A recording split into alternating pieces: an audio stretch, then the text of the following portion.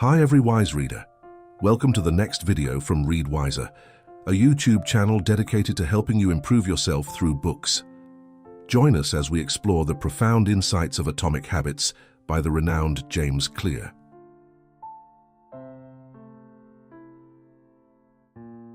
Have you ever felt frustrated trying to make big changes in your life, only to fall back into old routines? What if the secret isn't massive effort, but tiny, almost invisible adjustments? Imagine improving just 1% each day. It sounds insignificant, right? But James Clear reveals how this simple idea is the key to unlocking staggering long-term results. This isn't about overnight success. It's about the compound interest of self-improvement, where small habits build into life-altering transformations. We'll explore how to build systems that make good habits inevitable and bad habits impossible. Get ready to learn the practical framework that can reshape your daily life.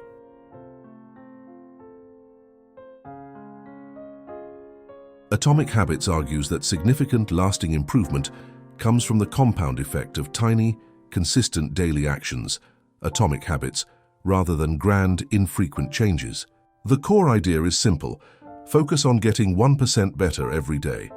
James Clear's journey began after a devastating injury nearly ended his baseball dreams.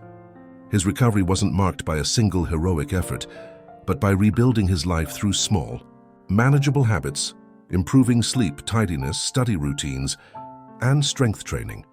This personal experience revealed a powerful truth: remarkable results emerge from consistent, tiny improvements layered over time. The book shifts the focus from setting ambitious goals, which often lead to frustration, to building effective systems, the underlying processes that drive your behavior. Clear introduces a practical, four-step framework, the 4 laws of behavior change, designed to help us understand how habits work and how we can redesign our lives to make good habits easy and satisfying, while making bad ones difficult and unattractive. Let's start by understanding the author's own catalyst for this philosophy.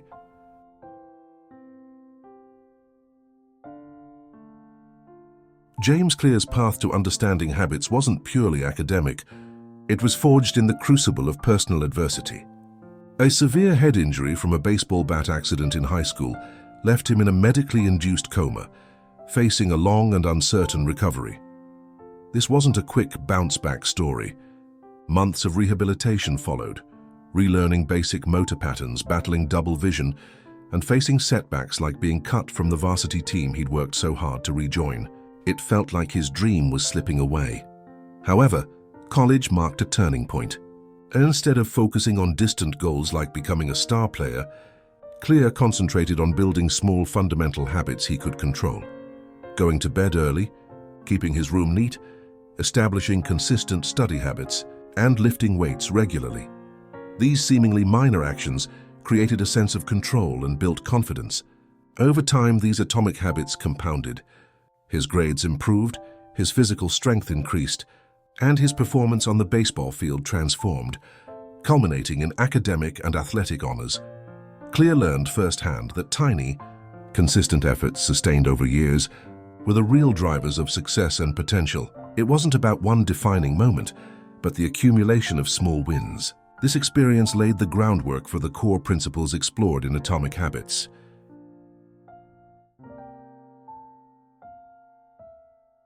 So why focus on tiny changes? The fundamental argument rests on the power of compounding. Getting just 1% better each day seems negligible, but over a year it results in becoming 37 times better. Conversely, a 1% decline daily leads you nearly to zero. Habits, good or bad, are the compound interest of self-improvement, multiplying their effects over time. This leads to a crucial distinction: focus on systems over goals. While goals are good for direction, they represent a momentary change. Achieving a goal doesn't fix the underlying behaviors that led to the initial state. Systems, however, are the processes you follow, the collection of daily habits. If you ignore your goals and focus only on improving your system, Clear argues, you'll likely achieve the desired results anyway, and crucially, maintain them. Think of it like this: winners and losers often share the same goals. It's the system that differentiates them. The deepest layer of behavior change involves identity. Instead of focusing only on outcomes, I want to lose weight, or processes "I will follow this diet." The most sustainable approach is identity-based. I am a healthy person. Every action you take is a vote for the type of person you wish to become. Building better habits isn't just about achieving external results. It's about becoming the person you want to be. This identity shift makes sticking to habits feel natural rather than like a struggle. Underpinning all of this is the four-step habit loop: cue, craving, response, reward. The cue triggers a craving, which motivates a response, which provides a reward, reinforcing the loop. Understanding this cycle is essential for intentionally designing and changing our habits, which we'll explore through the 4 laws.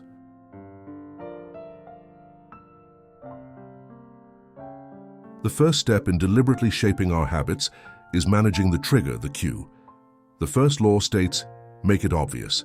Many habits run on autopilot, so the first challenge is simply becoming aware of them. Tools like the Habits Scorecard, where you list your daily habits and evaluate them as positive, negative, or neutral, bring non-conscious behaviors into conscious awareness. Once aware, you need clear triggers for the habits you want to build. Vague intentions rarely translate into action. That's where implementation intentions come in, making a specific plan for when and where you'll act. The format is simple. I will behavior at time in location. This pre-commitment removes ambiguity and the need for in-the-moment decisions. You can further leverage existing routines using habit stacking. Link your desired new habit to an established one using the formula: after current habit, I will new habit. For example, after I pour my morning coffee, I will meditate for 1 minute. The existing habit becomes the obvious cue for the new one. Crucially, design your environment to make good cues visible and bad cues invisible. If you want to read more, leave a book on your pillow. If you snack mindlessly, keep unhealthy food out of sight. Environment is the invisible hand-shaping behavior. Make it work for you, not against you. Reducing exposure to bad cues is often more effective than relying on willpower. In essence, the first law emphasizes awareness and proactive design.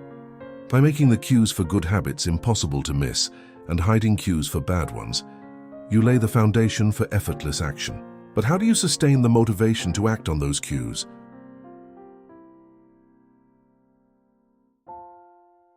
Once a cue is obvious, the next step is ensuring you want to act. The second law is make it attractive. This law taps into the motivational force behind habits, the craving. Our brains are wired with dopamine-driven feedback loops. Dopamine, often linked to pleasure, is actually released more strongly in anticipation of a reward. It's the expectation of a satisfying experience that drives us to act. Modern society often creates supernormal stimuli, highly engineered versions of reality like junk food or social media, that provide intense dopamine hits, making them incredibly attractive and potentially addictive. We can leverage this by using temptation bundling. This strategy pairs an action you want to do with an action you need to do. For instance, only allowing yourself to listen to your favorite podcast while exercising.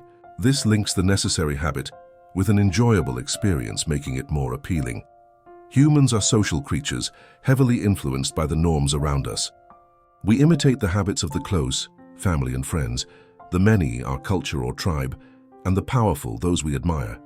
To make a desired habit more attractive, join a culture where that behavior is the norm.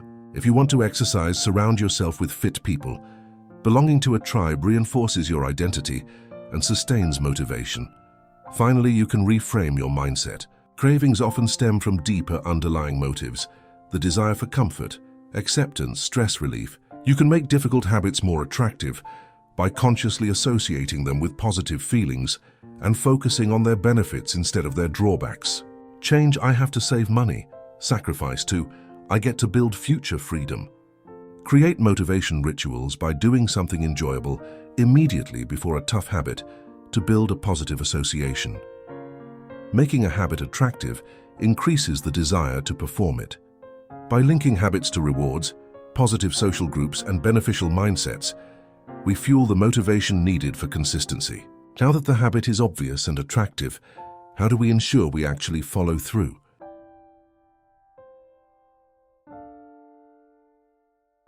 The third law addresses the response phase of the habit loop. Make it easy. Building habits effectively means minimizing the effort required to perform them, aligning with our natural inclination towards the law of least effort. We gravitate towards actions that require less energy. A key insight here is the difference between being in motion, planning, learning, and taking action, doing the thing that produces results. While motion feels productive, only action leads to outcomes. Habit formation relies on repetition or frequency, not necessarily duration or perfection early on. Focus on getting your reps in, even small ones. To make habits easier, reduce friction. Think of friction as any obstacle between you and the desired action. Optimize your environment, not just for obvious cues, but for ease of action. Place your running shoes by the door. Prepare healthy meals in advance. Conversely, increase friction for bad habits. Unplug the gaming console after use. Delete distracting apps. A powerful technique to overcome inertia is the 2-minute rule. When starting a new habit, scale it down, so it takes less than 2 minutes to do. Read before bed becomes read 1 page. Run 3 miles becomes put on running shoes. The goal is to master the habit of showing up. Once the initial action is easy and automatic, it's much simpler to continue. Finally, make good habits inevitable through automation and commitment devices. Use technology for tasks like automatic savings transfers. Employ commitment devices, choices you make now to lock in future behavior, like prepaying for a class, to make backing out difficult. These strategies remove the need for willpower in the moment. By making desirable actions as simple and convenient as possible, we remove the barriers that often derail our intentions. Making it easy ensures consistency, the bedrock of habit formation. But how do we ensure the habit repeats over the long term?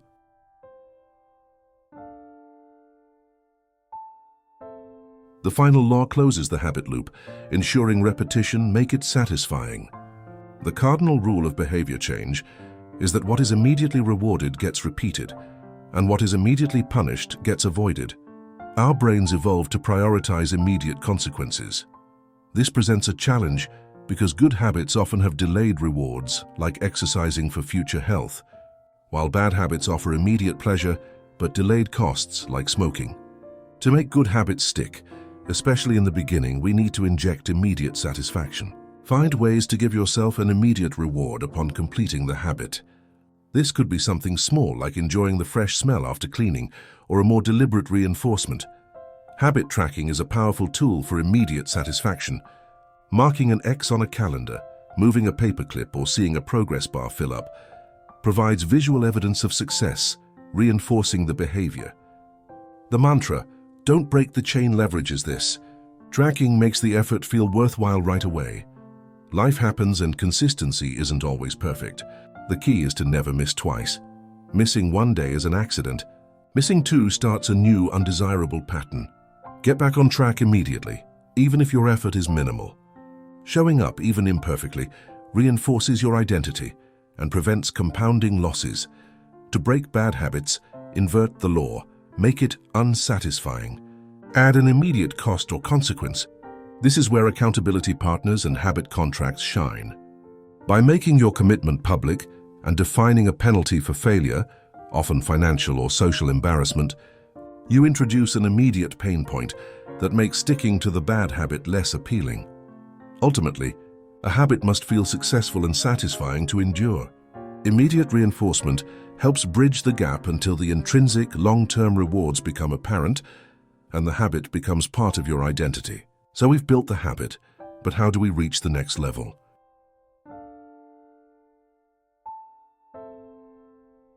Building atomic habits provides the foundation, but reaching elite levels requires more. These advanced tactics focus on going from good to truly great.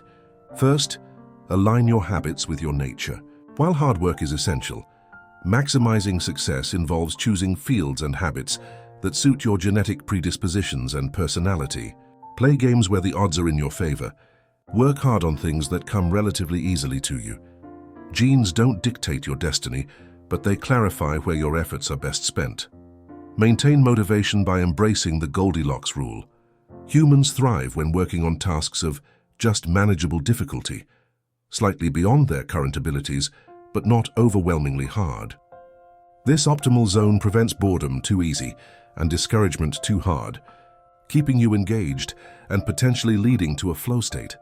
However, as you practice, even optimally challenging tasks can become routine. The greatest threat to long-term progress isn't failure, but boredom. Professionals distinguish themselves from amateurs by their ability to fall in love with boredom, to show up and put in the reps even when the task feels mundane or unexciting. Consistency trumps intensity when motivation fades.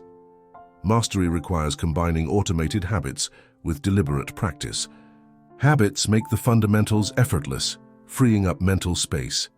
But to keep improving, you must consciously push beyond automaticity, focusing on specific elements, seeking feedback, and refining your skills. It's a continuous cycle. Automate a skill, then use it as a foundation for the next challenge. Finally, implement systems for reflection and review. Regularly assessing your habits and performance keeps you conscious of your progress, helps identify errors, and allows for course correction, preventing complacency. Also, keep your identity flexible. Don't let one role define you so rigidly that you can't adapt to change. Define yourself by underlying values and traits, not fixed titles.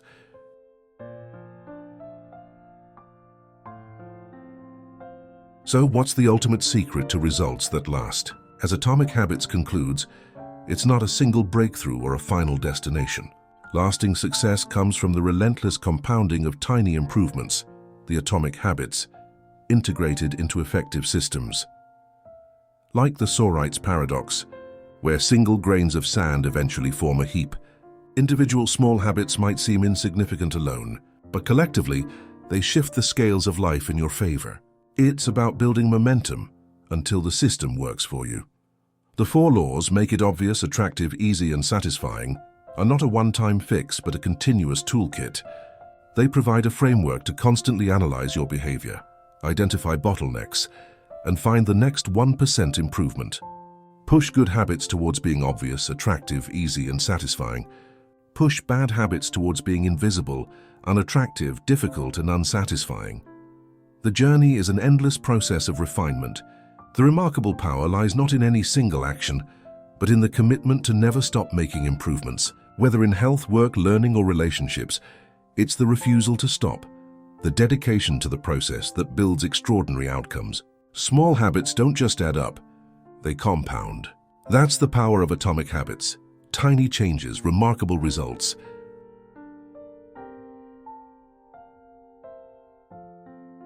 By focusing on tiny, consistent actions, you truly can achieve remarkable things.